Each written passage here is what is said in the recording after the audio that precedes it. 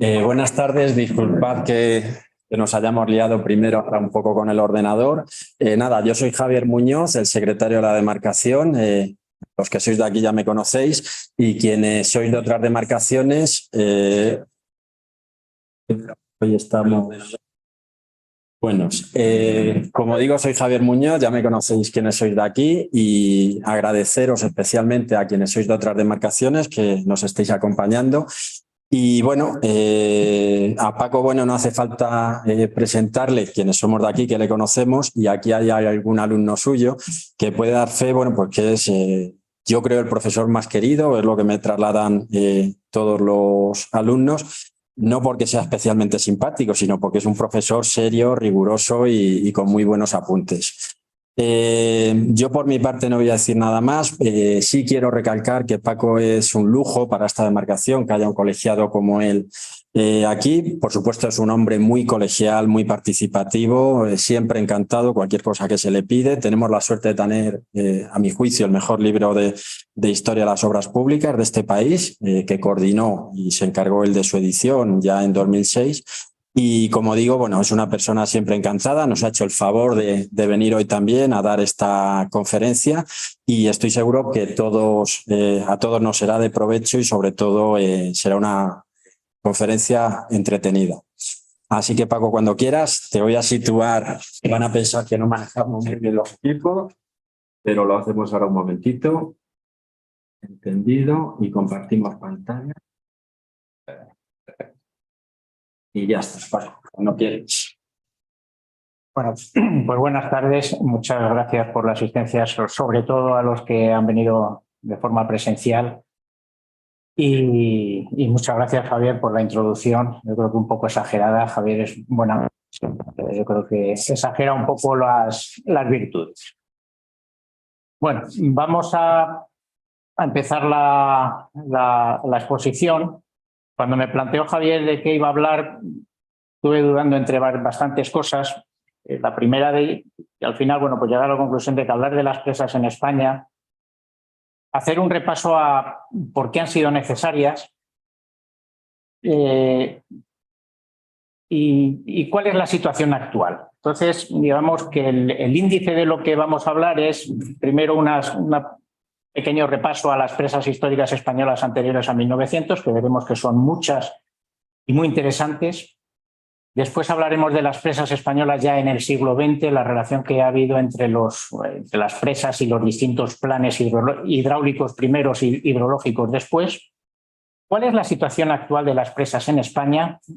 ¿Qué consideración tienen y qué función cumplen? Y un último apartado que es el futuro de las presas en España. Las presas en España van a seguir siendo necesarias, pero cabe un dilema, es dentro del panorama general del agua, ¿va a hacer falta construir algunas presas más? ¿Va a haber que construir muchas, pocas? ¿Va a haber que recrecer presas? Bueno, pues la idea no es hacer aseveraciones tajantes, sino debemos plantear un debate que yo creo que no existe en la sociedad, no existe en la política y yo creo que es necesario en general. Aparte de lo que he hablado del tema de qué va la charla, de la historia de una necesidad, aprovecho la conferencia esta para otra serie de cuestiones. Primero, dar a conocer, al que no lo conozca, o revisitar el importante patrimonio de las presas históricas españolas. Poner de manifiesto un tema que la gente en general tampoco conoce, que es los importantes valores que rodean al mundo de las presas. La relación de las presas con el paisaje, la relación de las presas, qué interés ambiental tienen. De acuerdo que tienen inconvenientes ambientales, tal y como veremos, pero también tienen interés ambiental muchos de ellos. La relación de las presas con la estética, incluso con el arte. De pasada, no vamos a entrar en esos temas, pero sí un poco de pasada.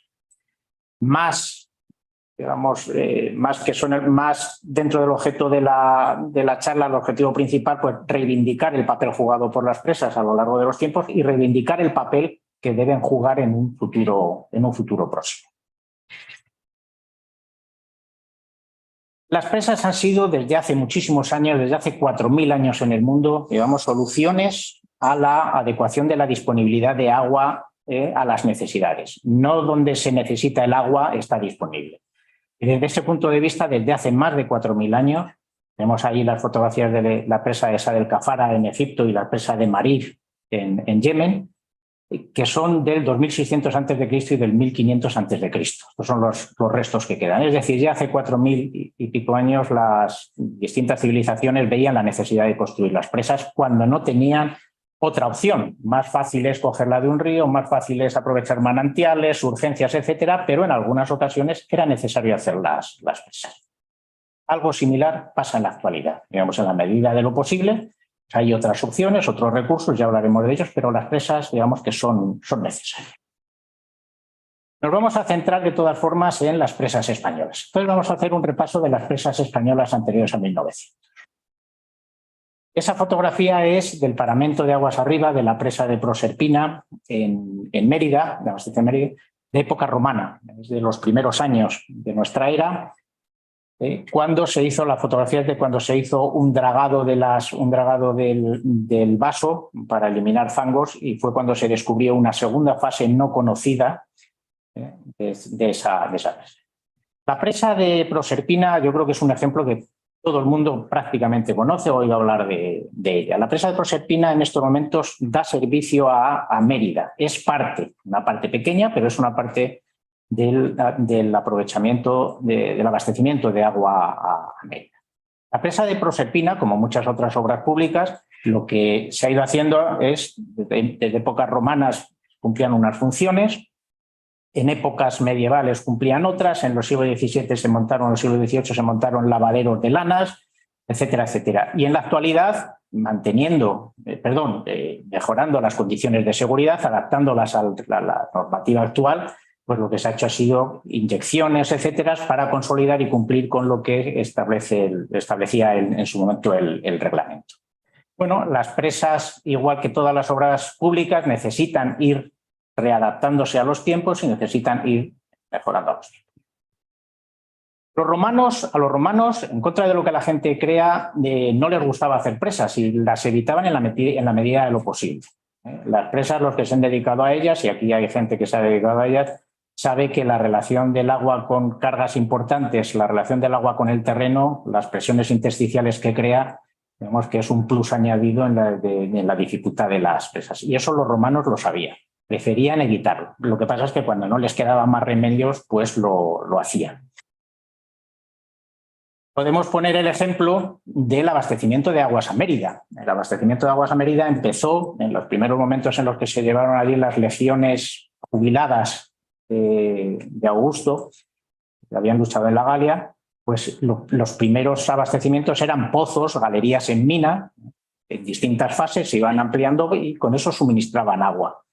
Hubo un momento en el que eso ya no era suficiente y tuvieron que irse a un manantial importante que había en lo que ahora es el vaso del embalse de Cornalvo, en el Parque Natural de Cornalvo, y se aprovechaba el embalse y con una conducción de varios kilómetros se llevaba el agua a Mérida. Es decir, las dos primeras actuaciones no tenían nada que ver con las presas. Sin embargo, eso no fue suficiente.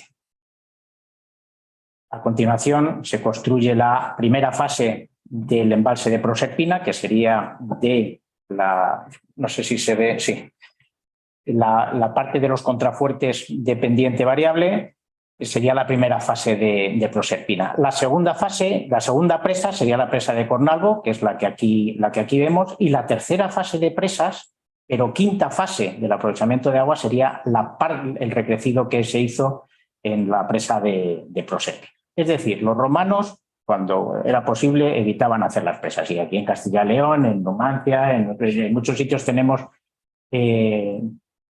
castros romanos que aprovechaban el agua de surgencias, manantiales, etcétera, y no utilizaban las presas.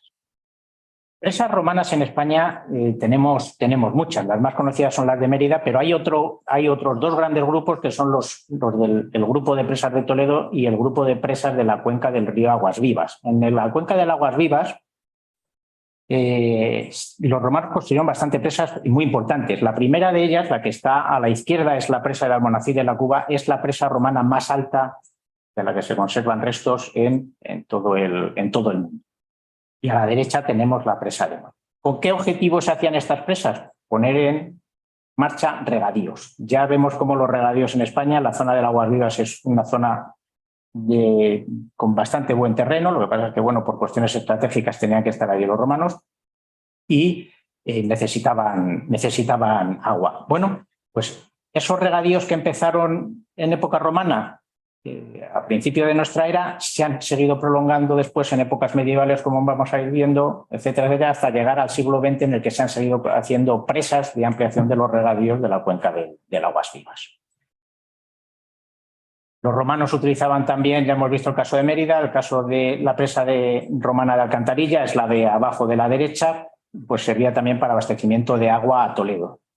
No cogían el agua directamente del Tajo y la subían, como se hizo después con el ingenio de Juanelo Turriano, bastante tiempo después, sino que prefirieron traerla desde, pues ahora son 20, 25, 30 kilómetros. Pero los romanos además utilizaban, digamos que las presas las utilizaban con muchos otros fines, no solamente de abastecimiento de regadío, sino, por ejemplo, para las explotaciones mineras. En la parte de arriba a la izquierda tenemos la presuntamente, yo creo que sí, presa romana en las cercanías de la presa actual de Irueña, y hay otras muchas presas y azudes con esos fines en las zonas de Toledo, Melque 1 a 5, las Médulas, en la zona minera de Huelva, etc. En épocas medievales, tanto en la zona, digamos, musulmana como en la zona cristiana, digamos, se construyeron no grandes presas, pero sí se construyeron bastantes azudes. ¿Por qué no se construyeron presas? Bueno, hay muchas hipótesis, pero digamos que el estar en buena parte del territorio siempre alternándose entre unos ejércitos y otros, digamos, impedía la construcción de grandes obras. Entonces se prefería hacer obras más pequeñas. De esas tenemos muchos ejemplos en España y tenemos los azudes de Villarreal, azudes en Toledo, que tenemos mucho.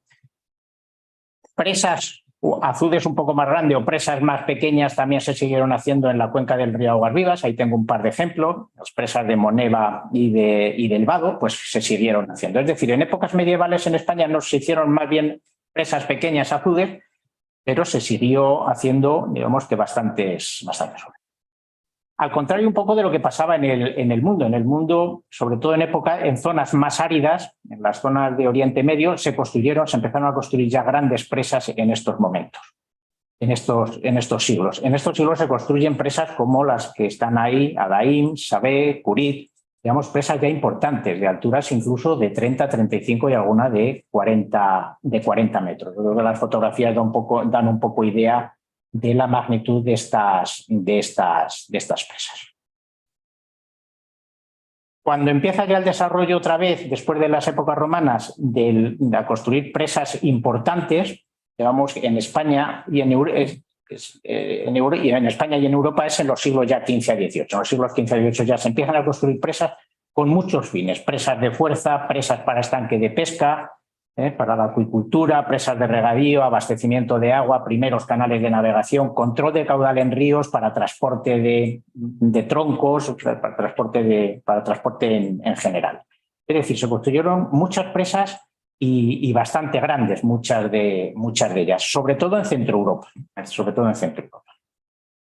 En España, en estos años, en los siglos XV a XVIII, tenemos un muy buen número de grupo de presas, unas dedicadas a unos fines y otras a otros. Yo lo he dividido he hecho una clasificación un poco heterogénea, y entonces grupos en función de zonas, de regiones y en función de fines. Las primeras son las modernas presas del Levante español, que todos yo creo que conocemos, Tibi, Elche, Relleu, Almansa, ahora veremos algunas fotografías, todas con fines de regadío, pero caracterizadas sobre todo por una cuestión estructural, en la que no voy a entrar mucho, y es que fueron las primeras presas arco, claramente en arco, de forma intuitiva en el mundo.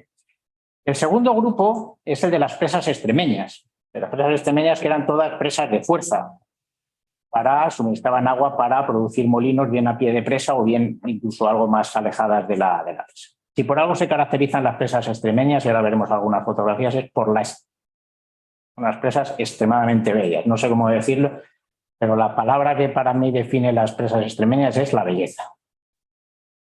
El tercer grupo es el de las presas de ocio y recreo, construidos por los distintos monarcas para su ocio. son las presas de Ontígola, La Granjilla, ahora de nuevo.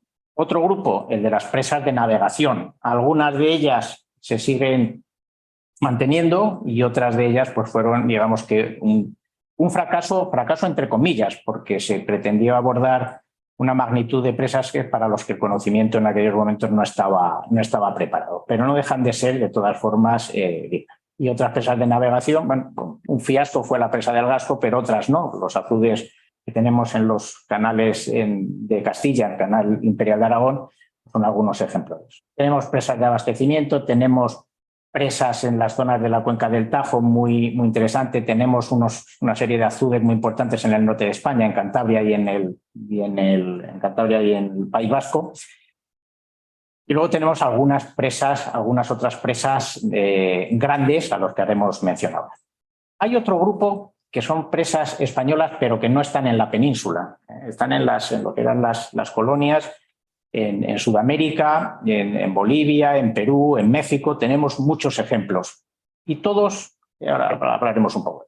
Bueno, por dar un pequeño repaso a todas estas presas, las presas arco levantinas, aquí tenemos sobre todo la presa de Elche, abajo a la izquierda, la presa de Elche, una presa claramente en arco, muy atrevida para aquellos años, insisto, sobre todo de forma intuitiva todavía.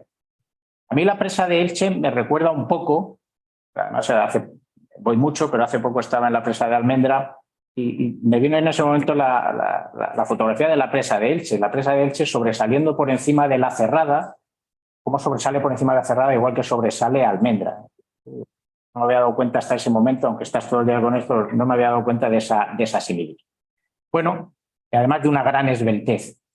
Mucho menos esbeltas, pero no por hecho menos interesantes, la presa de Tibi arriba o la presa de Almansa en la parte de abajo. La presa de Tibi, lo que pasa es que era de una magnitud mucho más grande que la presa de Elche. Entonces, digamos que a mí la presa de Tibi siempre me recuerda a la presa Huber. La presa Huber, que digamos que es la que marca la ingeniería de presas en el mundo, la ingeniería moderna de presas en el mundo, construida alrededor de la década de los 20 en Estados Unidos. En teoría es una presa arco y se calculó como tal y se pusieron todos los métodos de puesta en marcha de las presas como presa arco. Y sin embargo es una presa, digamos, tremendamente robusta. Es una presa de gravedad, pero mucho más robusta. Algo parecido pasaba con la de Tibi. No me extraña que los miedos buscasen el efecto arco, pero tuvieron que hacerla muy robusta ante la magnitud y no querían tenerla. Bueno, pues ahí tenemos 3 de los ejemplos españoles de presas arco de ese momento. Bueno, esas son fotografías aéreas, ahí tenéis fotografías a pie, como me gusta a mí hacerlas, a pie de terreno. Nada, las fotografías aéreas están muy bien, te dan una idea, pero tú los ves, las presas se ven mejor in situ, como toda la ingeniería. Bueno, antes hemos hablado de las presas de fuerza para molinos del grupo de presas extremeñas. Ahí tenéis algunos de los ejemplos. Alguera de Casabaya, en Zafra, por poner unas, porque hay del orden de 25 presas muy interesantes.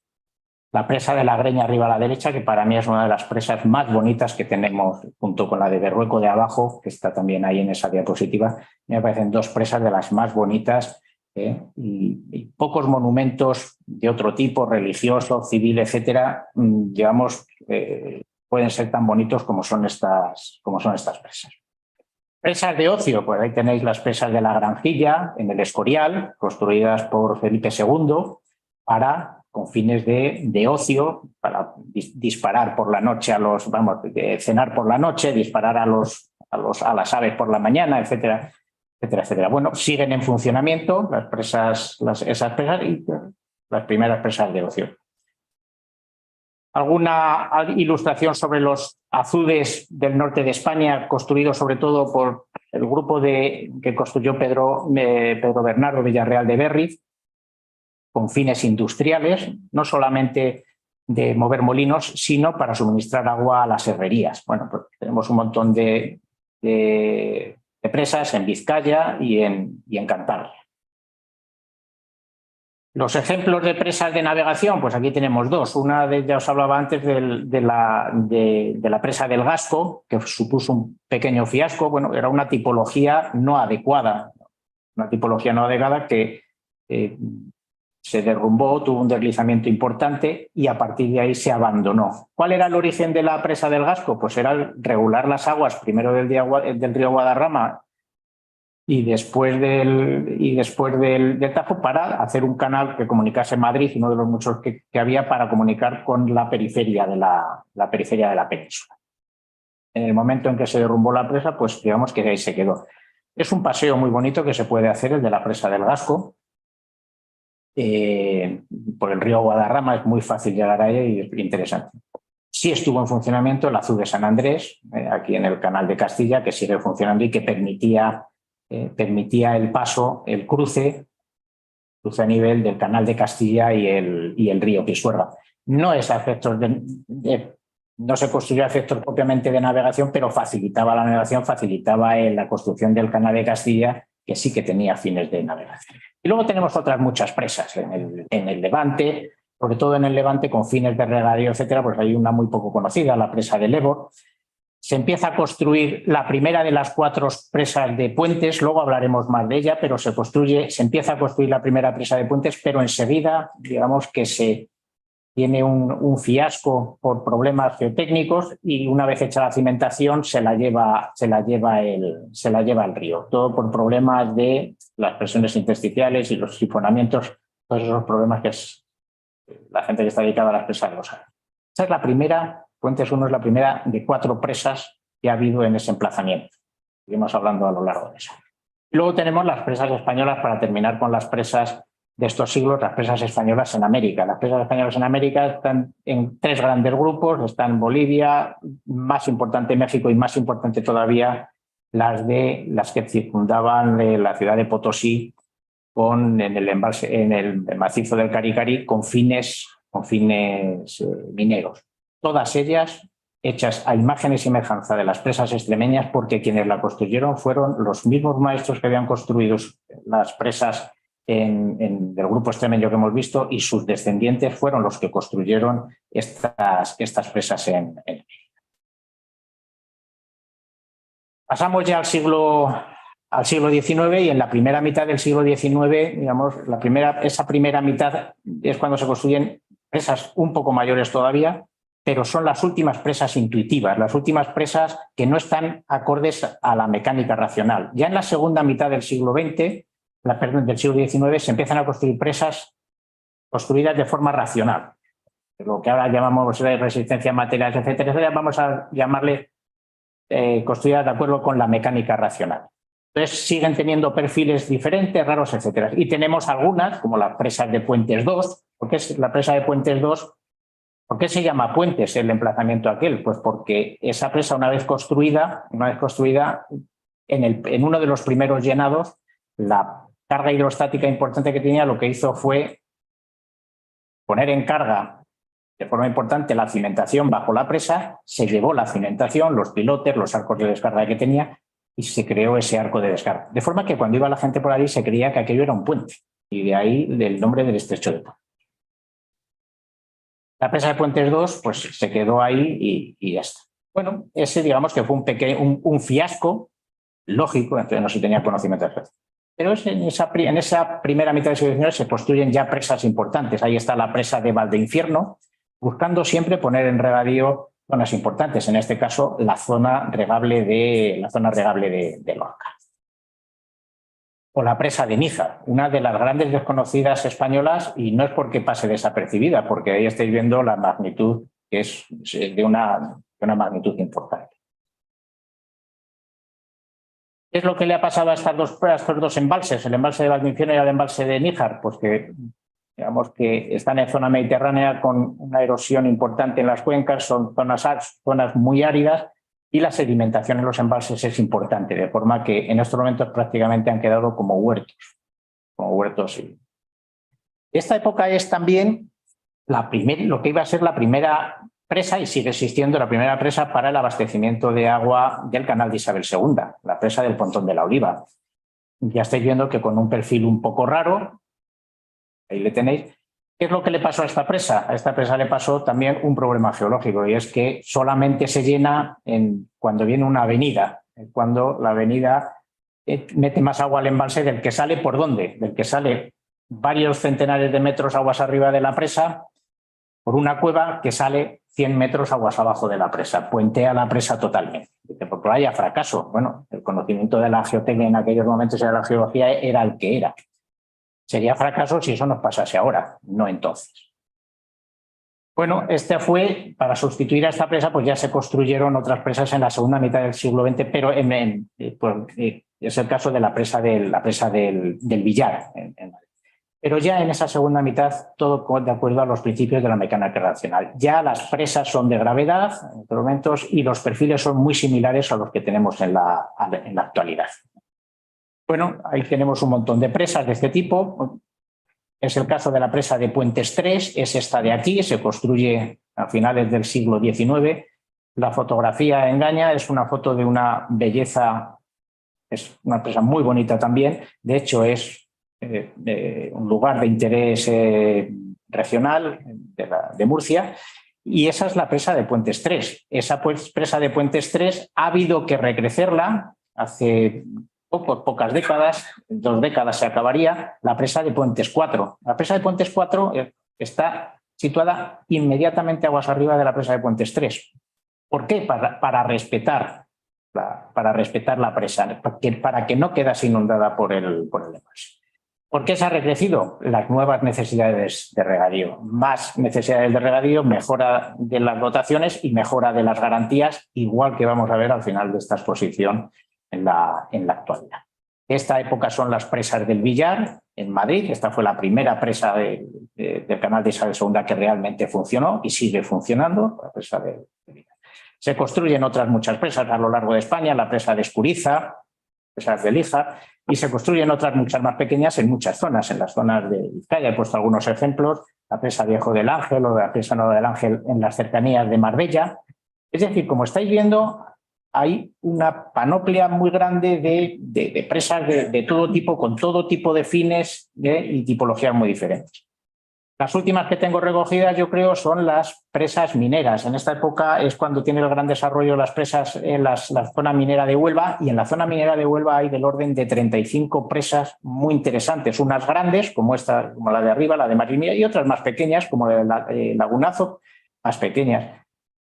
Ahí tenéis algunos ejemplos más de esa zona, las presas de Minas Herrerías, la presa de Calabazal. Tengo puestas algunas solamente de las más interesantes, pero es un grupo muy interesante. Y termino el siglo XIX con una fotografía que es de un azud del río Tinto. Es en la misma zona de las presas que acabamos de ver. Y la tengo puesta un poco como hoy en día, que en buena parte de las ocasiones, con buen criterio, se eliminan azudes, porque interfieren en los ríos de forma importante. Yo creo que hay algunos azudes que se han demolido que no había que haberlos demolido. Igual que soy partidario de que hay que demoler cuando hay que demolerlo. Y ahí tengo alguno que se salvó de milagro. Este está en el río Tinto y estuvo a punto de demolerse. Pero digamos que distintas manifestaciones de habitantes de la zona, etcétera, pues permitieron que se mantuviese. Y evidentemente mejor que se haya quedado así, porque es de una belleza también. Yo estoy utilizando mucho, me estoy dando cuenta, la palabra belleza, pero es que no me sale otra. Es decir, parece mentira que la gente cuando habla de presas, parece que presas y belleza son conceptos que no tienen nada que ver. Yo mantengo que en muchas ocasiones es lo contrario. Es igual que edificios, hay muchos muy bonitos, pero el 90% de los edificios que yo veo todos los días son horribles. Entonces, bueno, hay que decir, no, es que hay que tirar las presas que son muy feas. Yo, bueno, pues como el 90% de los edificios de todo el mundo. Pero bueno, eso es otro tema. ¿Qué es lo que pasa en el siglo XX? En el siglo XX cambia radicalmente el tema, porque hasta 1900, y además la fecha es 1900, las presas se hacían, digamos, cada una para satisfacer necesidades más o menos puntuales o más o menos regionales. En el siglo XX ya se empieza a hacer planes y las presas se incluyen casi todas dentro de esa planificación. La planificación en España, ahí he hecho un pequeño repaso, empieza con el Plan Nacional de Obras Hidráulicas de 1902, con posteriores ampliaciones. Después se crean las confederaciones hidrográficas en 1926. el Plan Nacional de Obras Hidráulicas de 1933, luego iremos hablando un poquito más de estas cosas, el Plan de Obras Públicas de 1940, ya en el franquismo, y también en época franquista los planes de desarrollo económico y social, que son los que dan lugar a las grandes zonas regables en España. Las grandes zonas regables que son las que exigen y son las que necesitaban la mayor parte de los embalses que tenemos en la actualidad. Luego ya llega en época democrática la primera ley de aguas, la de 1975, que obligaba al Plan Hidrológico Nacional con los primeros planes hidrológicos. Y más recientemente, a raíz de la publicación de la Directiva Marco del Agua en el año 2000, se obliga a una nueva planificación que da lugar a los planes de demarcación, a los planes hidrológicos de demarcación, que son los que hoy en día están en marcha, están vigentes y están en marcha. Bueno, si damos un repaso, vamos a hacer un poco más. El plan de 1900 surge como la respuesta desde el punto de vista de las obras hidráulicas que pone en marcha el regeneracionismo. Todos sabemos que a final del siglo XIX perdemos las últimas colonias, España está sometida a una... se pasa mucha, no hambre, se pasa hambruna en muchas zonas. Entonces, bueno, el movimiento regeneracionista en general y el hidráulico en particular, digamos, liderado por Joaquín Costa, pues se plantea aumentar la producción agrícola para dar de comer a la población. Digamos, ese es el origen, muy resumido, el origen de las primeras grandes presas del siglo XX. En este año se empiezan a construir muchas presas, ahí tengo puestos algunos ejemplos, las fotografías son de la presa del Águeda en Salamanca, sobre el río Águeda. Digamos que es ese. ¿Qué es lo que pasaba con estos planes del inicio del siglo XX? Digamos que al final lo que fue una especie de inventario de cerradas posibles y de posibles presas. ¿Por qué? Porque entonces no había ni aforos, ni había conocimientos geológicos, ni había cartas geológicas, ni había levantamientos topográficos de las zonas. Pero sobre todo no había aforos. No se sabía de qué es. Entonces, cuando la gente habla de que el plan de 1900 fue un fracaso, etcétera, bueno, no fue un fracaso porque lo que hizo fue al revés. Para mí fue un gran logro, porque puso en marcha todas estas cuestiones, empezó a organizarla. Una metodología de trabajo para hacer una planificación hidráulica e hidrológica después en el siglo XX. Y todo viene de ahí. El siguiente paso, una vez puesto esa primera piedra, la dan distintas personas, ingenieros hidráulicos, entre los que yo destaco a Rafael Benjumea, al conde de Guadalhorce, que tuvo mucho que ver en la creación de las confederaciones hidrográficas, y Manuel Lorenzo Pardo, que también tuvo que ver en la creación de las confederaciones hidrográficas y que fue el artífice técnico del Plan Nacional de 1983, que son los que marcan, digamos, que son los dos principales hitos para mí de la planificación en este siglo, hasta finales del siglo XX. La creación de las confederaciones hidrográficas fue tremendamente importante, fueron las primeras instituciones democráticas en España, en una época que no era democrática, y lo que fue dar un impulso sobre todo a los regadíos y a las presas que se necesitaba para tener agua regulada para esos regadíos. Sobre todo las de las cuencas del Ebro. ¿Por qué? Pues porque Joaquín Costa era aragonés y impulsó un poco más la Confederación del Ebro, y etcétera, pero también se ocupó de todas las demás, del Duero, etcétera, etcétera. Bueno, ahí tenemos algunos ejemplos de esas presas de las primeras épocas, los primeros planes de las confederaciones hidrográficas, Foradada, etcétera. El siguiente hito después de las confederaciones es el Plan Nacional de Obras Hidráulicas de 1933, que tiene una importancia fundamental en el desarrollo de las obras hidráulicas y de las presas en España en el siglo XX. El Plan Nacional de Obras Hidráulicas de 1983, el Plan Prieto, estaba Indalecio Prieto en el Ministerio de Fomento cuando se promulga, fue el principal. Digamos que el objetivo, ¿cuál era? Pues el desarrollo de los regadíos en toda España. Primero, para conseguir una mejor alimentación de la población, que hoy en día parece que está como fuera de lugar, pero es que entonces era así. Y después, para contribuir al desarrollo económico. El plan de 1933 pensaba incluso a medio plazo, en pocas décadas, exportar cereales de España a toda Europa. Y eso Es lo que plantea, digamos, el plan. De hecho, el objetivo principal es agrícola. Entraba menos en temas de abastecimientos, etcétera, saneamiento, entraba sobre todo en el tema de los regadíos. De hecho, lo tengo subrayado ahí en rojo, los planteamientos y las ejecuciones previstas por el Plan Nacional de Obras Hidráulicas de 1933 fue el que asumió prácticamente en la totalidad y con muy pocas modificaciones el régimen de Franco. Cuando se habla de los pantanos de Franco, habría que decir que son los, en el origen, digamos que está el Plan Prieto, el plan de 1973. Bueno, se plantean, el plan de 1973 plantea muchos regadíos y plantea muchas presas en todas las cuencas. Pero plantea además el plan de mejoras, la parte más importante del plan de 1993 era el plan de mejoras y ampliación de los riegos de levante. Y aparece, aparte de los regadíos, aparece para construir el trasvase Tajo Segura. Es el origen de los trasvases en España es de 1933 y es de la Segunda República, del plan Prieto. En época franquista, ya en la década de los 60, se retoma el trasvase Tajo Segura y se construye.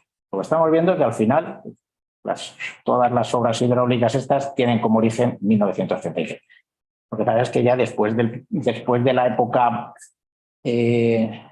una vez ya en la época de Franco, ya se ponen en marcha el Plan Nacional de Obras Hidráulicas de 1940. Yo siempre le digo a los alumnos, y es un poco caricatura, pero yo siempre digo que lo que hizo Alfonso Peñavez fue quitarle las pastas. La parte de hidráulica fue el plan de fomento de la riqueza nacional, etcétera, no me acuerdo exactamente qué se llama, fue quitarle las pastas al plan de 1983 y cambiarle el título. Y eso fue lo que siguió adelante. Lo que pasa es que al principio, en la época autárquica en España, no había dinero para hacer las presas. Las pocas presas que se hicieron fueron presas, algunas de ellas muy importantes, pero construidas con muy poco dinero y con muy pocos medios.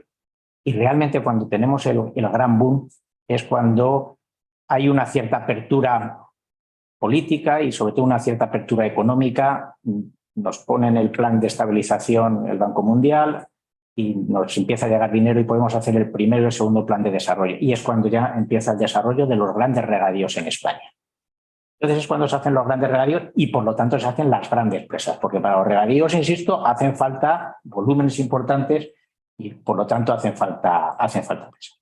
Bueno, a partir de 1950 es cuando se empiezan los grandes planes de grandes zonas regables, algunos planes especiales como el Plan Jaén y el Plan Badajoz, sacados aparte por su importancia y tratados de forma diferente. Y entonces es cuando se empiezan a construir un montón de presas, las presas que todos conocemos.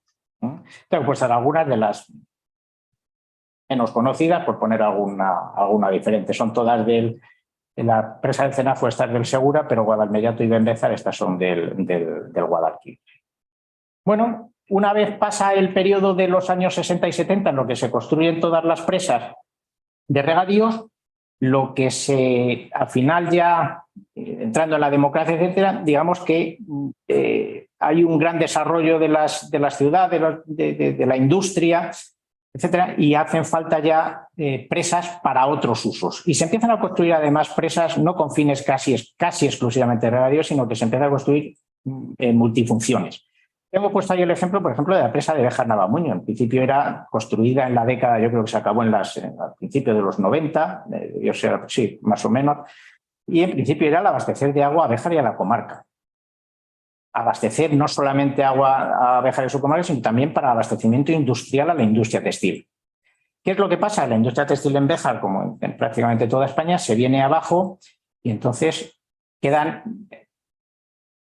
No es exactamente la palabra, pero quedan excedentes de agua. ¿Y cómo se aprovechan en la actualidad? Pues en la actualidad hay un plan para llevar ese agua a bastantes kilómetros, a 30, 40, 50, hasta 60 kilómetros por terreno montañoso hasta la Sierra de Francia, para abastecer a pueblos de las comarcas de la Sierra de Francia que en estos momentos están con dotaciones muy, muy pequeñas y con garantías muy, muy pequeñas. Quiero decir que a partir ya de los años 80, 90, digamos que con mayor actividad económica, con mayor número de unidades de demanda, con demandas cada vez más diversas, los embalses empiezan a cumplir ya funciones mucho más diversas.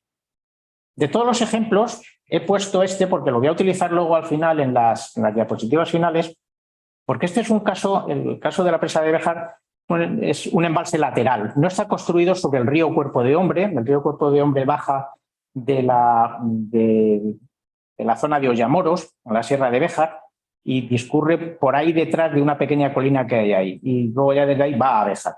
El problema es las presas que se plantearon desde el principio del siglo XX eran presas construidas sobre el río Cuerpo de Hombres, pero en una zona muy interesante ecológicamente porque es una turbera. Entonces siempre surgían problemas a la hora de la construcción por el tema de la turbera. ¿Qué es lo que se hizo por la necesidad acuciante de Béjar y de agua en la comarca? Pues fue no construir sobre el río principal más que un pequeño azud de 5, 6, 8 metros de altura que deriva las aguas a un embalse lateral de gran capacidad y en el que no tiene mayores problemas desde el punto de vista ambiental. Digamos que esta es una solución que al final cuando veremos los problemas que hay para la construcción de presas en la actualidad y que muchas de ellas se han desechado, es el hacer embalses laterales. Digamos que hay muchas soluciones ambientales para solventar los... Y este pues es uno de ellos. Los problemas ambientales, digamos, que están en el origen de unas soluciones muy importantes que se han hecho en las presas, que es el recrecido. El recrecido de presa, en vez de hacer presas nuevas en lugares nuevos, que eso tiene siempre más problemas ambientales, digamos, sobre un embalse existente se recrece. Es decir, se le da más altura, las partes altas de los embalses tienen más volumen, luego se consigue con pocas alturas de recrecido, se consiguen volúmenes importantes.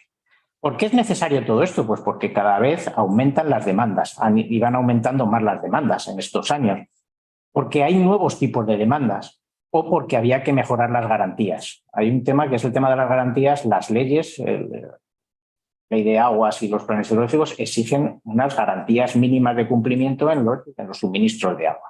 Y hoy en día en España eso se está incumpliendo en muchísimas ocasiones, en muchísimas más de lo que parece. Luego, nuevas dotaciones por nuevas demandas, aumento de demandas existentes y adaptación a los criterios de garantías que exige la ley. Y si no, que no lo pongan en la ley. Se arregla el problema.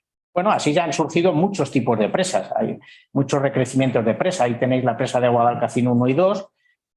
Unos son recrecidos sobre la misma presa existente y también se puede recrecido la presa que se hace en el mismo lugar, pero separado de la presa. Unas veces aguas arriba y otras veces, digamos, que aguas abajo. Es decir, presas nuevas también se considera recrecido si está en el mismo.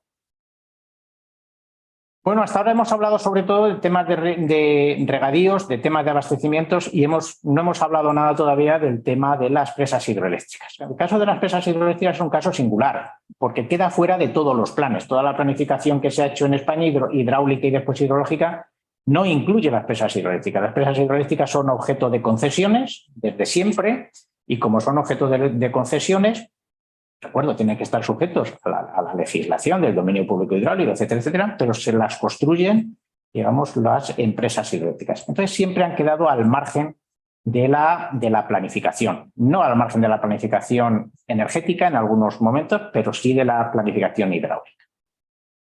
Insisto que eso no significa que no cumplan todas las leyes del dominio público. Bueno, las presas hidroeléctricas en España son muy importantes. Las presas hidroeléctricas son muy diferentes a las presas de regadío. Las presas de regadío en general necesitan grandes volúmenes de regulación. Las presas hidroeléctricas mucho menos. Las presas hidroeléctricas lo que necesitan más que nada es altura y una regulación que no necesita ser ni anual ni hiperanual, sino que con que sea semanal, mensual, es prácticamente suficiente. Ese es el caso de muchas presas. Claro, si alguien me dice, no, es que la presa de Almendra es una de las de embalses más grandes de España. Bueno, digamos, el caso de la presa de Almendra es un caso singular porque estaba pensado desde el principio como un gran reservorio, como una gran reserva de energía, no de agua, sino de energía. Todas las aguas que han circulado por el Duero, por el Esla, por el Tera, etcétera, etcétera, se han turbinado en un montón de presas en España, en Portugal o otra vez en España. Después de haberlas turbinado, somos capaces de subirla. Justo antes de que entre en Portugal, somos capaces de subirlas al río Tormes. Somos capaces de subirla al río.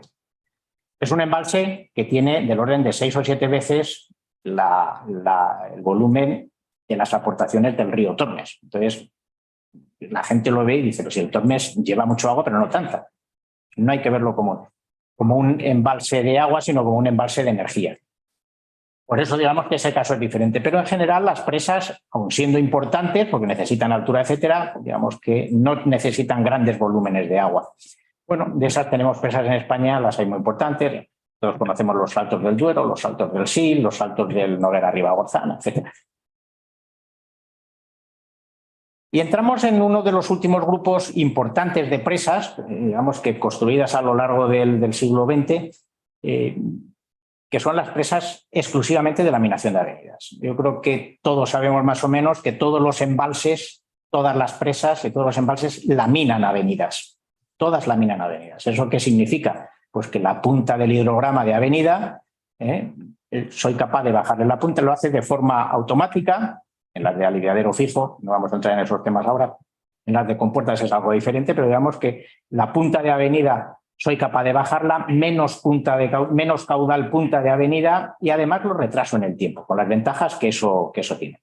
Bueno, eso lo hacen todos los embalses y para eso se diseñan los aliviaderos y los...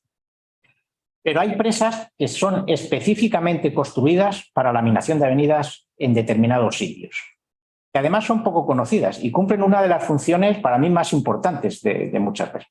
Aquí tenemos el caso de Málaga, un ejemplo muy singular. El caso de la presa de Málaga. Málaga, como todas las zonas costeras en España, digamos que las cordilleras litorales, desde Barcelona hasta Cádiz, digamos, están muy próximas a la costa y todos los ríos, todos los arroyos bajan de forma, siguiendo la línea de máximo pendiente, perpendicular a la costa, y además con avenidas importantes, Gota Fría, etc.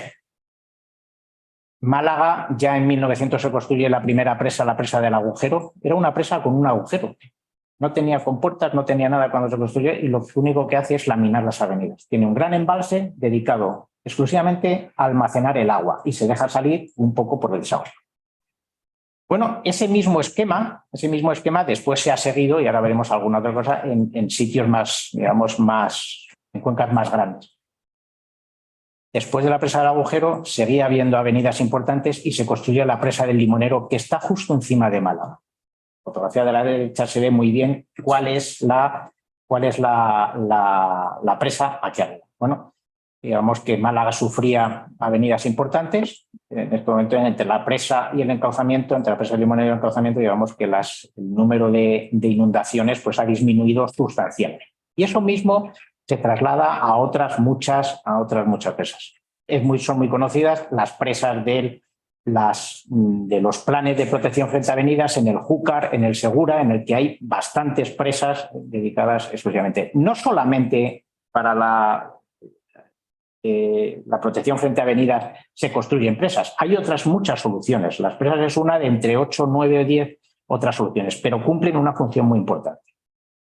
Hemos hablado de la cuenca del Júcar, de la del Segura, las 7 ramblas que se concentran al final en la ciudad de Almería, justo aguas arriba de la ciudad de Almería, pues cada una de ellas tiene unas presas de tamaño no muy grande, tamaño de esa media, pequeña, y colocada cada una de ellas en una de las ramblas. Es la fotografía de arriba a la izquierda, pues es una de esas. Bueno, pues estos planes, estas presas de laminación de avenidas se tienen que construir más. De hecho, están planteadas algunas más en las cuencas, sobre todo del Segura y del Júcar, digamos que cumplen una función muy, muy importante.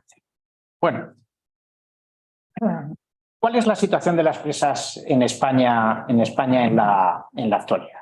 Bueno, primero, las presas ¿por qué son necesarias las presas? Creo que también, ingenieros de caminos más o menos todos lo sabemos, las presas en España son consecuencia de varias cosas, digamos todas naturales. Por un lado, la hidrología. La hidrología estamos caracterizados por una fuerte irregularidad espacial y por una fuerte irregularidad temporal. La fuerte irregularidad temporal, ¿qué significa? Que para una misma aportación, una cuenca, en una presa, en un embalse, a mayor irregularidad en las aportaciones, cuanto más irregulares en las aportaciones, menor grado de regulación tenemos. Este es un punto importante que es obvio, pero que hay que resaltar. Y en España tenemos una irregularidad temporal muy alta. La segunda cuestión de la necesidad es la climatología. La tercera, la topografía y la cuarta, la geología. Estas tres segundas lo que me llevan es a que en España la precipitación se nos va en sus 2/3 partes por evapotranspiración. Si nosotros comparamos con otros países, Alemania la evapotranspiración es del orden de la mitad, del orden del 50%, en España es casi del 70%, por poner un ejemplo. En países del norte de Europa la evapotranspiración es del orden del 30-40%, en España, insisto, es del 70%. Luego, las precipitaciones pueden ser las que sean, pero además de ser menos que en otros países, además evapotranspiramos más. Y además, la geología hace que se infiltre menos en el terreno. Y ya sabemos que las aguas subterráneas son una gran regulación. En España tenemos muchas zonas que no son permeables, no permea el agua y no podemos tener acuíferos y no tenemos regulación natural de las aguas. Todo eso, no sé. Bueno, la regulación natural en España, datos que todos sabemos, la regulación natural en España es decir, la que tendríamos si no hubiese regulación artificial, sería del orden del 7 al 9%, mientras que en muchos países del centro de Europa ese valor es del 40%. Para llegar a ese 40%, digamos, de regulación que lo tienen de forma natural en las zonas de Francia para arriba, Francia hacia el norte, digamos que en España hemos tenido que construir 1.200 grandes presas. Los condicionantes son diferentes. No es lo mismo hacer 1 kilómetro de autovía o de autopista en Holanda que hacer 1 kilómetro de autovía para ir a Galicia. Bueno, los condicionantes naturales son los mismos. Bueno, nosotros con todo eso llegamos a que en España en estos momentos tenemos 1.300 grandes presas, que son las que son, y con eso conseguimos del orden de 60.000 hectómetros cúbicos de volumen de embalse, pero que son capaces de regular no tanto, sino que regulan del orden de algo menos de 50.000 hectómetros cúbicos. Eso es el 50% de las aportaciones. Es decir, para igualarnos en grado de regulación a los países del norte de Europa, nosotros hemos tenido que construir muchísimas más presas que... Hombre, lo que pasa es que todos sabemos que las presas tienen grandes inconvenientes. Los inconvenientes son muchos. Pérdida de actividad, cito rápido, por ocupación de vaso del embalse, la pérdida cultural y sentimental por traslado y reubicación de poblaciones, el aumento de la percepción del riesgo y el aumento del riesgo real. Problemas ambientales tenemos muchos. Perdemos espacios naturales de interés, la variación en las relaciones internas y externas de los ecosistemas alrededor de los embalses cambia totalmente, cambian los regímenes naturales, etcétera, etcétera. Variaciones en la calidad. Bueno, digamos que son todos ellos, los sociales y los culturales y los ambientales, son inconvenientes muy importantes, que los ingenieros no pueden, y de hecho no lo han hecho, no pueden obviar, pero no se puede obviar.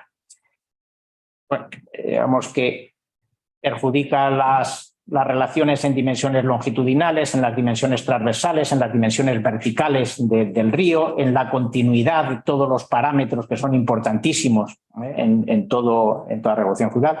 Cambian las funciones que cumple un río dentro de los ecosistemas, cambia la calidad de las aguas por modificación en los ciclos del carbono, del nitrógeno, del fósforo, del hierro. Todos, digamos que los embalses cambian todos esos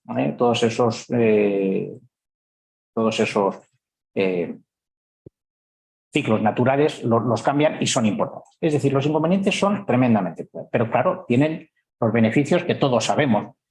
Ya hemos visto las funciones que cumplen. Aquí está, digamos que todas.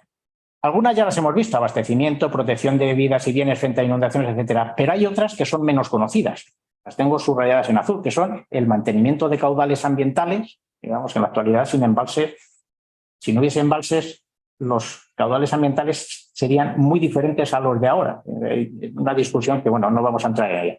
Pero gracias a embalses se crean humedales artificiales o se mantienen humedales naturales. Y de hecho se hacen muchas confederaciones hidrográficas. O el mantenimiento de láminas de agua con diversos fines. Y luego hay otras ventajas de los embalses. En las zonas húmedas nosotros no lo apreciamos tanto, pero que en las zonas más áridas de España, digamos que de la meseta, en la meseta sur y en Andalucía, sí que son. Digamos que mucha gente de los pueblos identifica todas las actividades de ocio y recreo, los fines de semana, etcétera, lo identifica culturalmente, no estoy exagerando nada, con las presas y con los embalses. Esa identificación cultural, digamos que es tremendamente importante. Datos, no me gusta mucho andar con datos por eso, pero bueno, el agua de los embalses en estos momentos, para ver su necesidad, digamos que abastece en España a más de 30 millones de habitantes. Más de 30 millones de habitantes, de los 45, 46, 48 que somos ahora, se abastecen con agua de embalse. Se riegan 2,6 de las 3,6 millones de hectáreas que tenemos en España. Y produce energía hidroeléctrica, el año medio es el 15% de la energía eléctrica viene de ciudades como Barcelona, como Madrid, digamos, que se abastecen de aguas superficiales mediante embalses. Caso de Barcelona, y pongo este ejemplo porque voy a introducir otro concepto que me interesa. Aquí tenéis, se abastece de Barcelona, el área metropolitana, de varios embalses, la Llosa del Cabal, la Bael, Sant Pont, etcétera. Pero también se abastece de acuíferos. También se abastece, lo tenemos ahí, de aguas desaladas, estaciones desaladoras de Tordera y Llobregat. Y además tienen redes de regeneración de agua que permiten reutilizar las aguas para el uso de la ciudad. Es decir, este es un caso clarísimo de lo que se hace en la actualidad. Se utilizan todos los recursos disponibles, se utilizan todos los recursos de agua disponibles, aguas superficiales de embalse, aguas subterráneas, desalación y regeneración, para satisfacer todas las demandas. Hoy digamos que está todos los recursos para satisfacer todas las demandas, pero los embalses siguen cumpliendo una misión fundamental. Fundamental. Bueno, hay algunas cosas. Tengo puesto ese tema también, porque, por ejemplo, en Sevilla, el abastecimiento de agua a Sevilla también viene de aguas procedentes de embalses. El último embalse que se ha hecho de abastecimiento de agua a Sevilla es el embalse de los Melonares.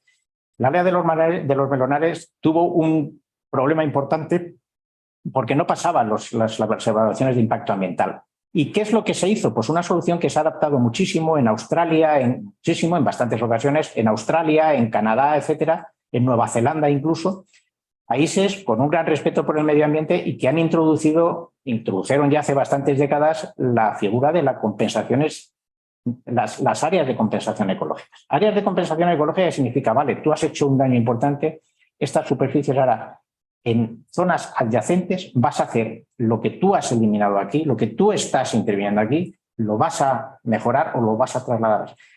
Entonces, el área de compensación ecológica, por ejemplo, de Melonares, lo que hace es que en las colas del embalse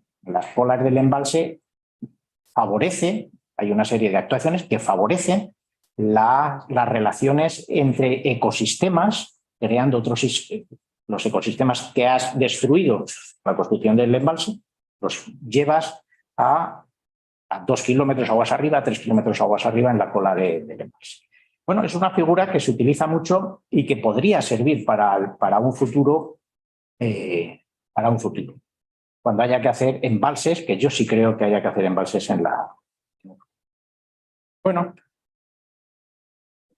la relación de los embalses y la creación de paisajes, digamos que es importante, sobre todo en zonas áridas, como he comentado antes. Aquí tenemos 2 embalses en zonas áridas, Torre del Águila en Málaga, el embalse de Negratín en el Guadiana Menor, que es afluente del Guadalquivir, que se llama Guadiana, en la zona de Granada. Bueno, pues son ejemplos clarísimos de cómo la creación de paisajes ha creado una diversidad importante, reconocida incluso por muchos grupos ambientalistas y ecologistas, que como en esas zonas tan áridas, digamos, han introducido criterios de diversidad. Hay un ejemplo, además, digamos, que como los embalses pueden tener también importancia ambiental, y lo tenemos en la provincia de Salamanca. Yo me acuerdo en la zona de los regadíos de la Armuña, la ciudad de Río Lobos tuvo muchísima oposición por parte incluso de la SEO, la Sociedad Española de Ornitología, puso muchas pegas. Bueno, no quería que se hiciese en esa zona. En la actualidad, lo que están pidiendo es que se mantengan los niveles de agua más altos de lo que son habituales, porque se han convertido en unas zonas de nidificación para las aves en su paso cuando van tanto del norte de Europa al norte de África, como en sentido contrario, digamos, tienen zonas de nidificación, de estancia en esas. Bueno, digamos que está reconocido a nivel regional, pero hay otros que incluso están reconocidos a nivel internacional. España tiene varios embalses que están incluidos dentro del convenio Ramsar de humedales internacionales. Y eso, digamos que, es decir, los embalses también tienen cuestiones importantes. y crean paisajes. Los paisajes que vemos habitualmente en Zamora, en el Duero, en el Pisuerga, en Valladolid, etcétera, sería impensable sin embalses. Sin embalses no tendríamos esas láminas de agua que tenemos a lo largo de todo el año. Luego son paisajes, digamos, favorece la creación de paisajes, tanto en medios urbanos como en medios rurales. Bueno, y llegamos a las últimas diapositivas, en las que, bueno, ya hemos visto hasta aquí cómo las presas han cumplido un montón de funciones importantes.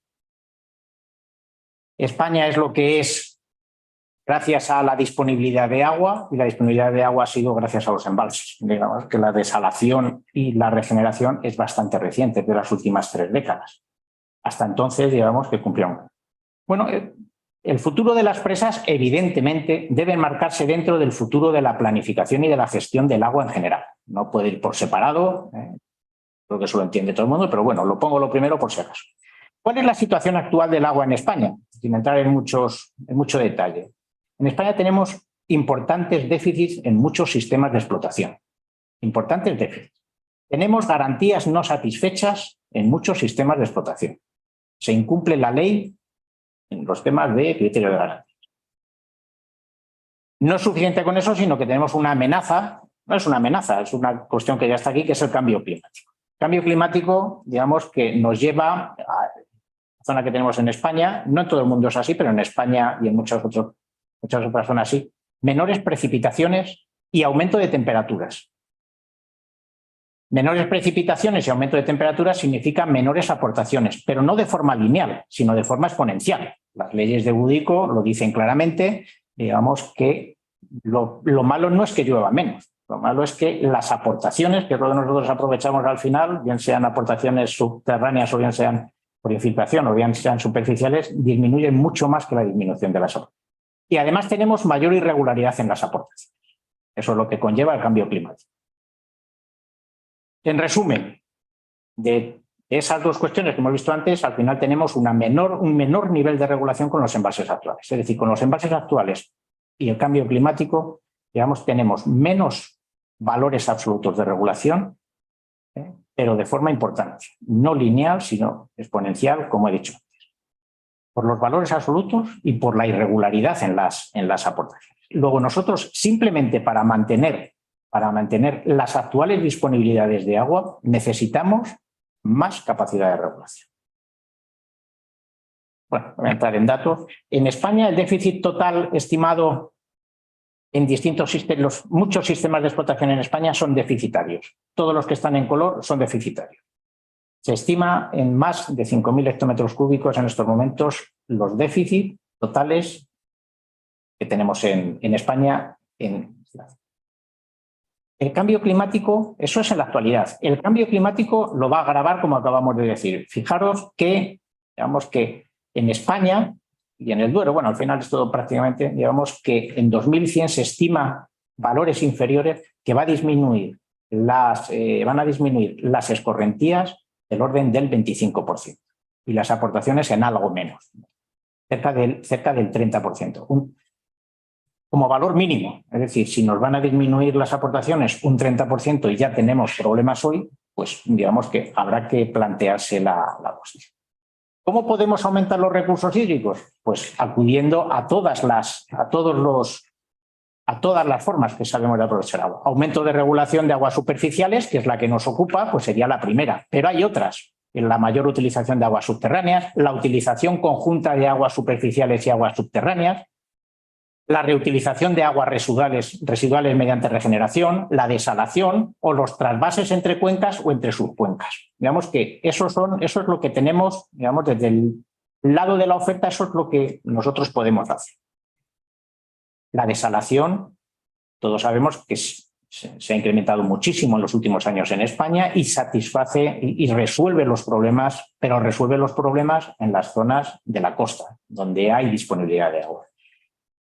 La desalación resuelve esos problemas en esas zonas para la población, para abastecimiento, que es capaz de pagar el mayor coste, pero y hay agricultores, los que tienen agricultura de alto valor añadido, invernaderos, la agricultura bajo plástico, etcétera, etcétera, que esos sí tienen valor añadido suficiente para poder pagar ese incremento de incremento de coste de la desalación. Y algo parecido pasa con la reutilización. Pero hay muchas zonas de España en las que eso no es posible. Castilla-León, Castilla-La Mancha, Aragón no tienen mar, no podemos tener desalación. Castilla-León, por poner los casos más claros, la regeneración de aguas y la reutilización es francamente complicada porque no tenemos grandes volúmenes disponibles para que eso sea rentable. Dice, las capitales de provincia tenemos caudales importantes que se podrían regenerar, pero en estos momentos no podemos utilizarlos porque esos vertidos de las depuraciones en Valladolid, en Salamanca, en Burgos, en León, digamos que se dedican al mantenimiento de caudales ecológicos aguas abajo. Luego no podemos detraerlos para la reutilización porque cumplen misiones ambientales directas. El tema del aprovechamiento de las aguas subterráneas en muchos sitios sí que se puede, digamos, apurar hasta llegar a explotar más sin llegar a la sobreexplotación, pero en otros muchos ya estamos sobreexplotados. En Castilla y León todos conocemos, muchos de los aquí presentes lo saben más que yo, digamos, que tenemos los graves problemas de los acuíferos, de los arenales, Medina del Campo, bueno, pues digamos que ahí poco más, digamos, que se puede aprovechar. Y luego tenemos el tema de los trasvases, con todos los problemas que son. Bueno, digamos que en muchas zonas de España la reutilización y la desalación está muy desarrollada. España es país pionero en esto. Y se seguirá desarrollando, pero en otras muchas zonas no tenemos. Bueno, pues en otras muchas zonas, y yo creo que Castilla y León está entre ellas, digamos que es posible, el aumento de regulación pasa por mayor capacidad de embalses, y la mayor capacidad de embalse pasa por nuevos embalses o por recrecido de embalses ya existentes. El problema de los nuevos embalses es que tiene problemas ambientales importantes, que se podrían subsanar, digamos, sin hacer grandes presas, no se trata de hacer grandes obras de regulación, pero la regulación en la cuenca del Duero es muy, muy pequeña. La regulación es muy pequeña. No tenemos embalses. La cuenca del Duero es la que peor relación tiene de volumen de embalse respecto de sus recursos naturales y de volumen de embalse respecto de superficies de regadío. Siendo además la superficie de regadío en Castilla y León inferior incluso a las de otras zonas.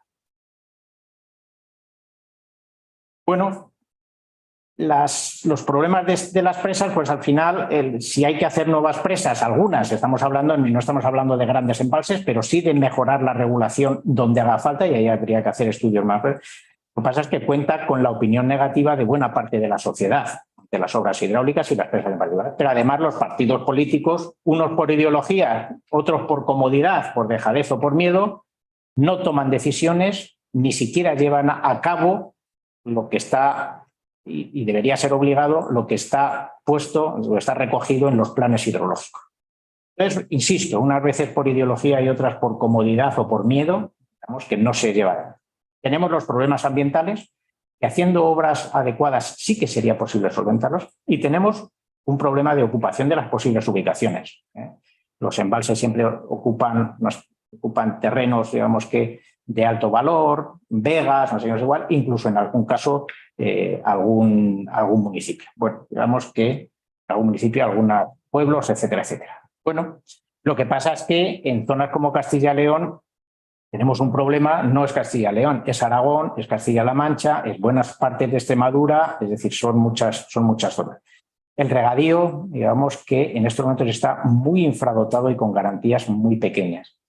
La única forma, ¿y por qué es importante el regadío? El regadío es importante porque está clarísimo, vamos, yo tengo mucha relación con el medio rural, lo conozco y además he hecho estudios al respecto. Vamos, el regadío es una de las mejores formas, no la única evidentemente, pero es una de las mejores formas de fijación del territorio. Si no ya de fijación, sí que puede frenar el despoblamiento. Y el despoblamiento, todos sabemos los problemas, el despoblamiento del medio rural, todos sabemos lo que significa. Incluidos los problemas ambientales que ya estamos teniendo de abandono del campo. Entonces, el tema del regadío en Castilla y León, digamos que es importante.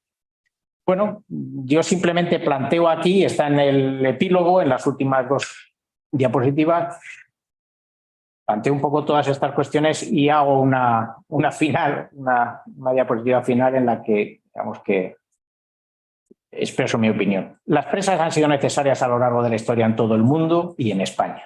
han sido y son necesarias. En la actualidad, en muchas zonas de España, la disponibilidad de agua no es suficiente ni en cantidad ni en criterios de garantía. El cambio climático reducirá en las próximas décadas las disponibilidades actuales, por lo que simplemente para mantenerlas actuales hay que aumentarlas.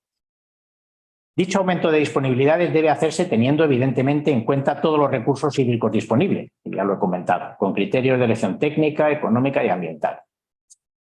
Dentro de estas posibilidades, en muchas zonas, la única solución es la regulación superficial con embalses, por lo que estas soluciones deben ser consideradas. Teniendo en cuenta además los largos periodos de toma de decisiones y de tramitación y ejecución de los proyectos, deberíamos empezar a considerar el futuro de forma inmediata. Yo creo que eso es, todos sabemos que los periodos de maduración de los proyectos de que se empieza a hablar hasta que se construye, y en épocas que no eran, digamos, tan complejas ni tan convulsas como las actuales, eran hasta de 2 o 3 décadas. En el futuro no me puedo imaginar. La consideración de las presas como solución a los problemas anteriores cuenta con varios obstáculos ambientales y de ocupación del territorio, que si se hacen bien las cosas entiendo que están sobrevalorados. Los problemas que se dice que tiene la presa, yo creo que haciendo las cosas bien, primero están sobrevalorados por la sociedad y segundo, haciendo las cosas bien, son solventables. Hay áreas de compensación ecológica, se pueden hacer actuaciones de restauración ambiental, embalses laterales, etcétera. Y dentro de la solución de estas, ya hemos hablado antes, es el caso del recrecido de las presas. El recrecido de presas ya existentes, con modificaciones en unos casos pequeñas, de 2, 3, 4 metros, en otros casos un poco más importantes, de 10 metros, que conllevará la solución técnica que sea. Digamos que ese recrecido de las presas tiene ventajas porque desde el punto de vista ambiental estás recreciendo una cosa que ya está hecha. Digamos, los problemas ambientales son menores. Luego, el recrecido de las presas yo creo que es una solución a tener en cuenta para las próximas décadas. Bueno, todo eso porque necesitamos agua. Las demandas urbanas están cayendo, la población sigue cayendo, la dotación por habitante sigue siendo decreciente, pero para el regadío. Entonces, bueno, digamos, si queremos tener un regadío que es la base de una industria agroalimentaria importantísima en España y en Castilla y León en particular, digamos que necesitamos asegurar esas cantidades de agua. Y en ese caso, ahí es donde entran, digamos, la necesidad de construir en buenas partes de España nuevos embalses o recrecerlos. Yo creo que, en cualquier caso, este es un debate que debería formar parte, y así lo he puesto en bastantes sitios, ya sin ir más lejos en Madrid, en las jornadas que tuvimos y en unas reuniones, es un debate que debería formar parte de la actividad política y que debería estar en la sociedad y que, sin embargo, está sustraído por parte de algunos actores. Yo creo que en eso también las administraciones deberían plantear este debate. Aunque las administraciones evidentemente tienen un sesgo lógico político en cada momento, pero digamos que es un debate tan importante que no debería sustraerse por parte de nadie a la sociedad. Yo creo que la sociedad debería estar discutiendo, digamos, que esto esté. Bueno, y con esto pues he llegado al final de la exposición.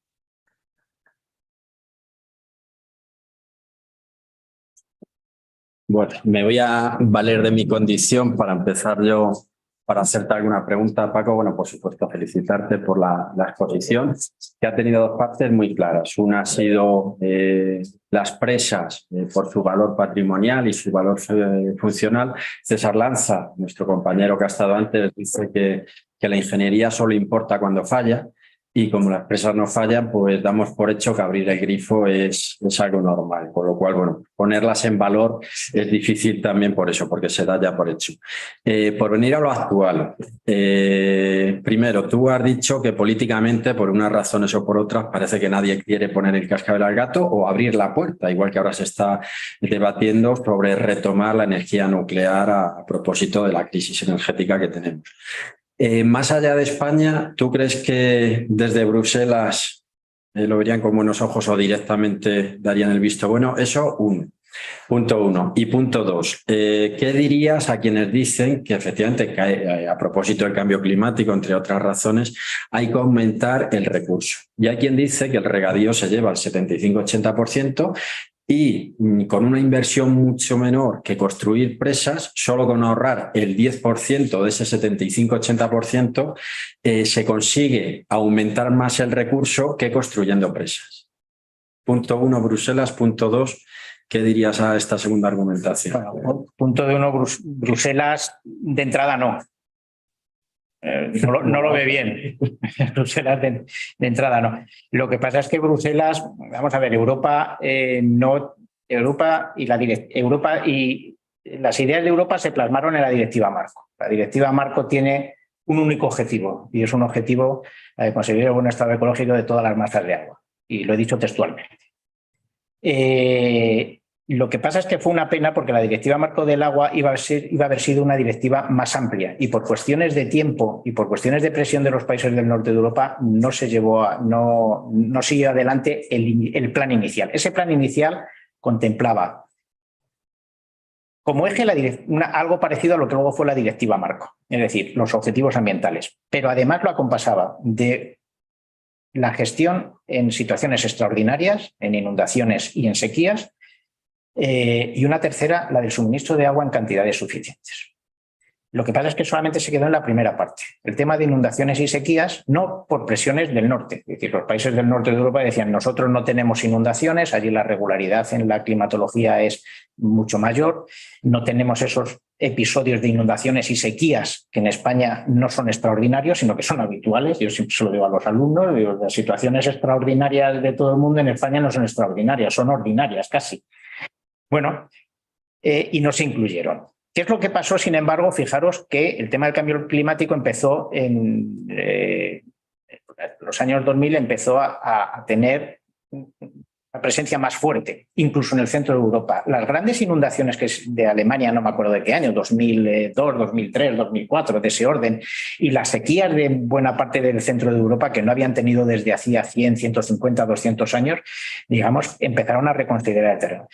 ¿Cómo sería que las inundaciones que se descartaron por Europa en la Directiva Marco, en el 2006 salió una directiva de inundaciones, porque empezaron a darse cuenta del problema en solo 6 años?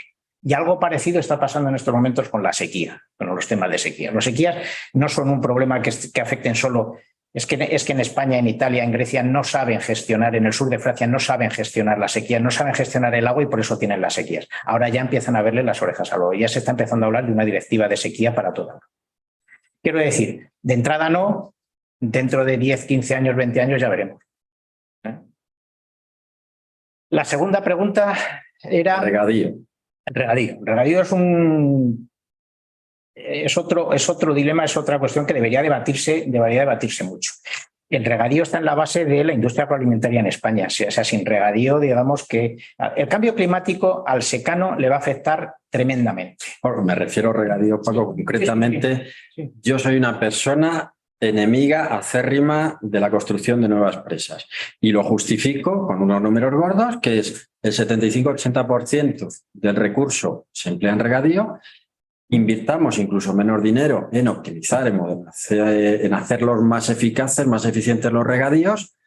¿Cómo argumentas tú que hace falta construir presas? No, vamos a ver, el argumento está...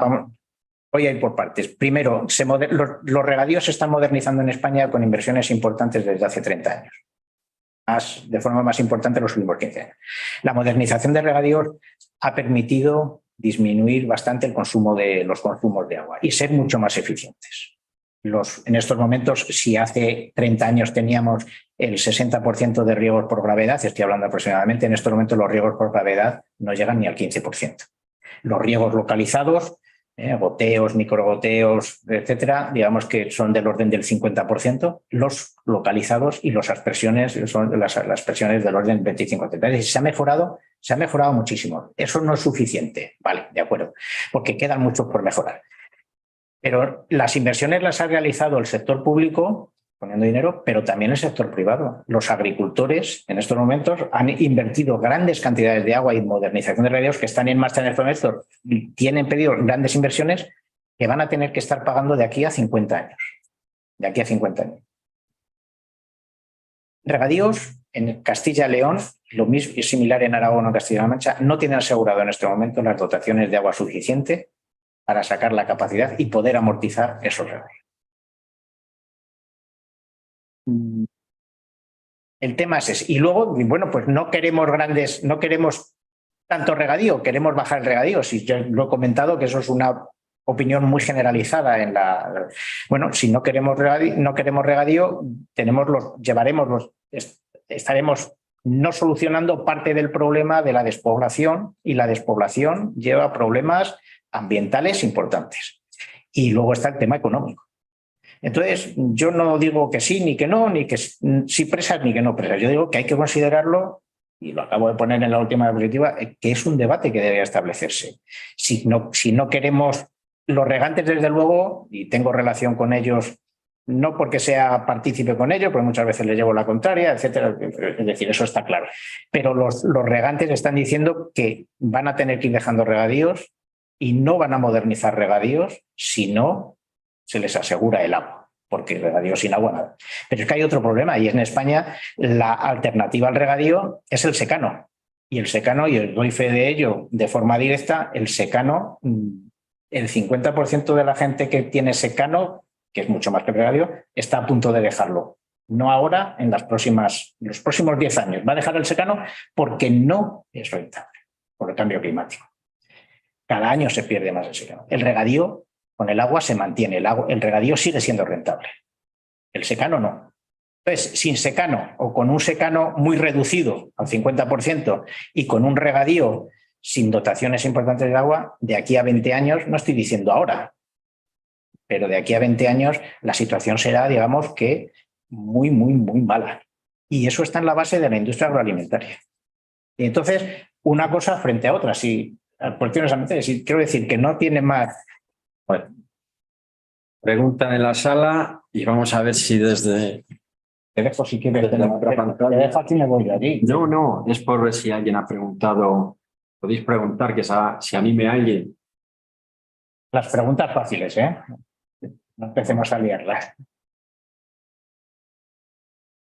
Sobre todo la gente más joven, que ya tenéis otra visión de la que, bueno, podemos tener algunos ya con edad. Hay gente de la administración que seguramente tiene que objetarme muchas de las cosas o tendrá opiniones contrarias a lo que yo digo.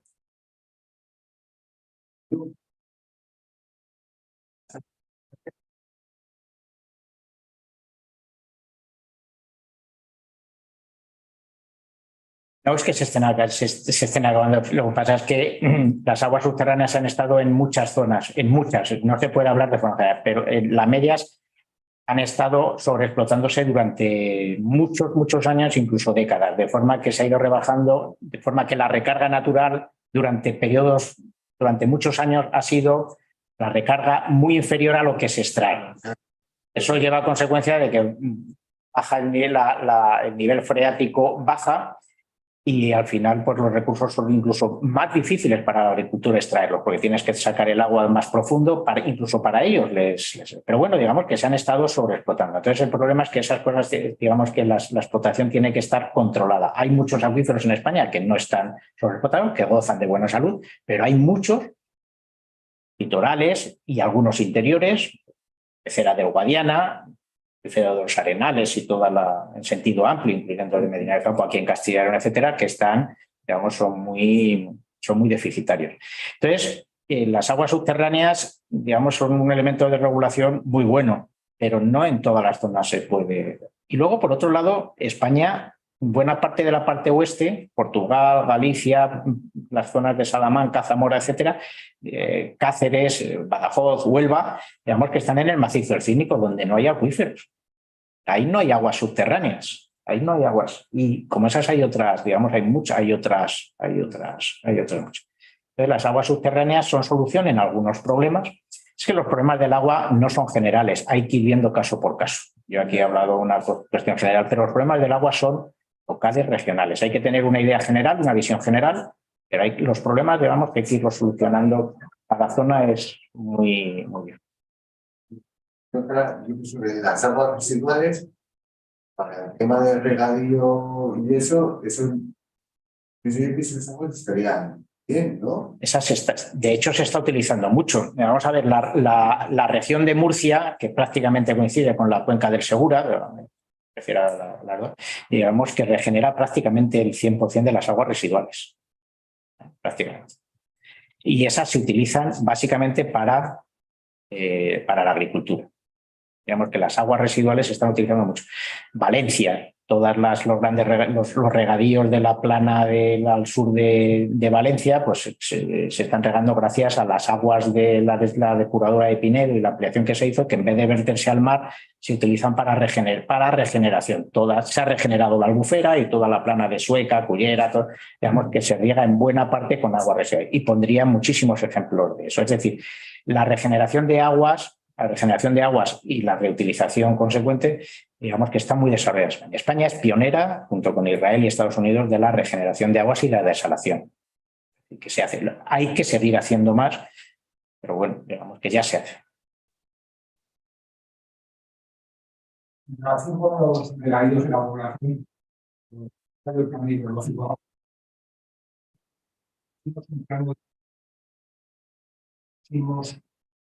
la información municipal, teníamos en física, y aunque pusimos a la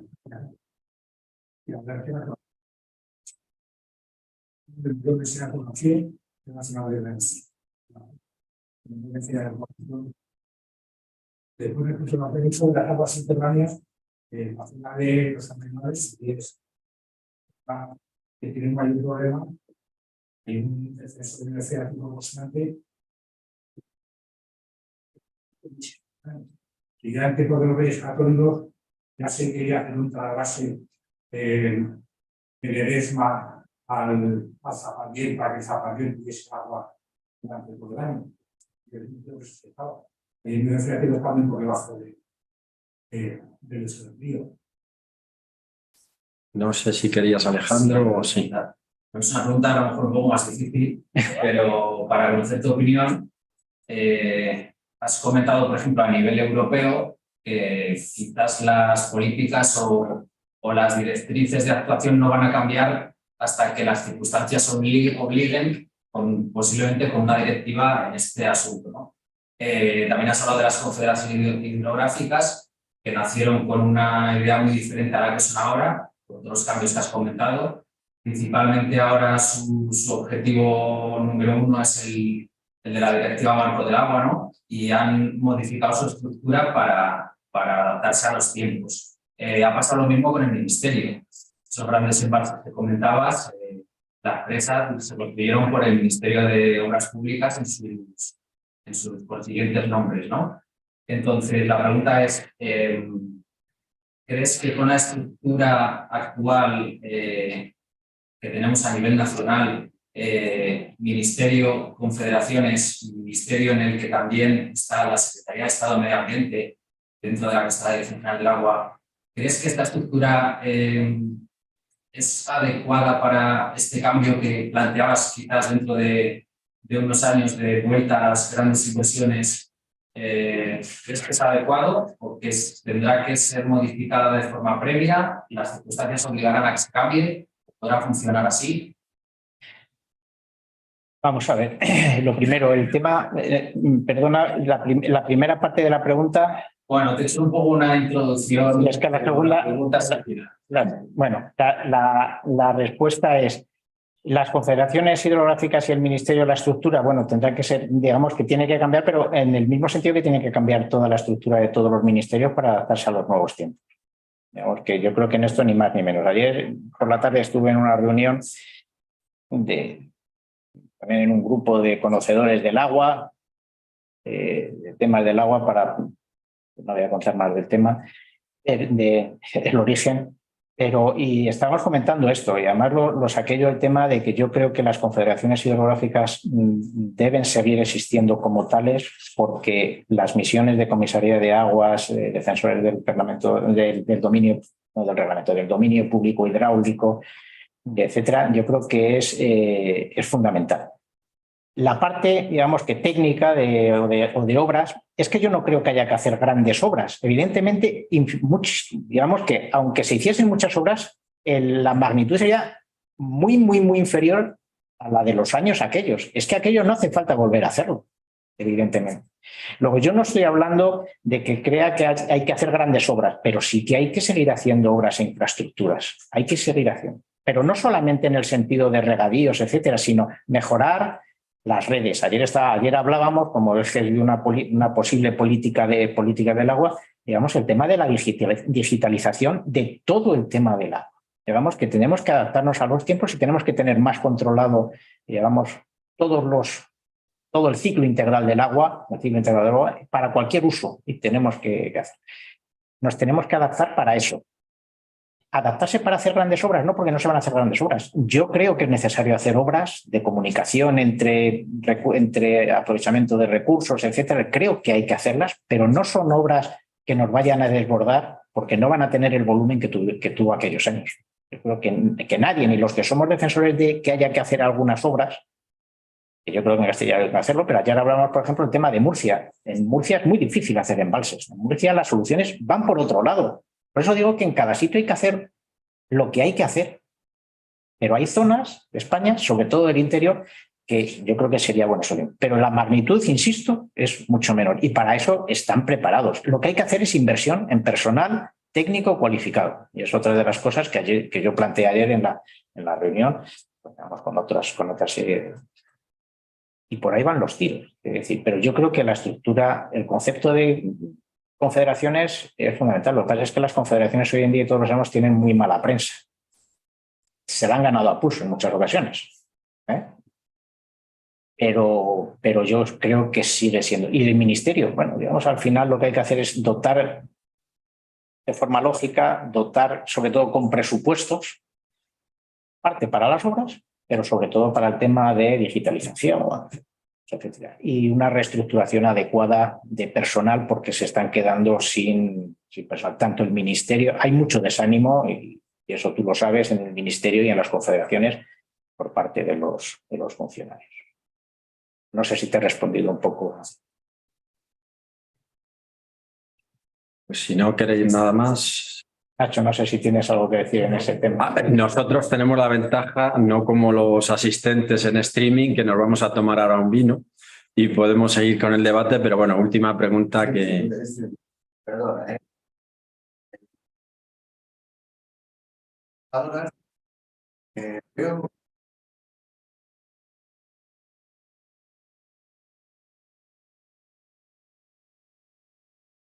ese